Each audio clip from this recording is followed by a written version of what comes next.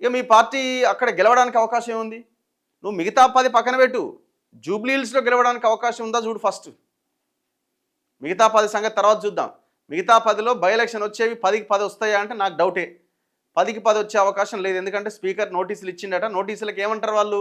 సుప్రీంకోర్టులో ఎట్లాగైతే మేము పార్టీ మారలేదని చెప్తారో సేమ్ మేము పార్టీ ఏం మారలేదు, మేము ఓన్లీ జాతీయ జెండా కప్పుకున్నాం, దేవుని కండువా కప్పుకున్నామని ఏదో ఒక ఇది చేసి తప్పించుకునే అవకాశమే ఉంటుంది. దాన్ని కూడా మేము క్వశ్చన్ చేస్తున్నాం. మీరు పార్టీ మారింది వాస్తవమే, మీరు దమ్ముంటే రాజీనామా చేయాలని. మేము క్వశ్చన్ చేయడంలో మాకు అర్హత ఉన్నది. మీకేం అర్హత ఉన్నది? మీకేం అర్హత ఉన్నది? మీరు 12 మంది కాంగ్రెస్ ఎమ్మెల్యేలని మీ హయాంలో జాయిన్ చేసుకున్నప్పుడు రాజీనామా చేసిరా? ఎలక్షన్లకు పోయిరా? మీరు గదే చేసిరు, ఈయన గదే చేస్తున్నాడు.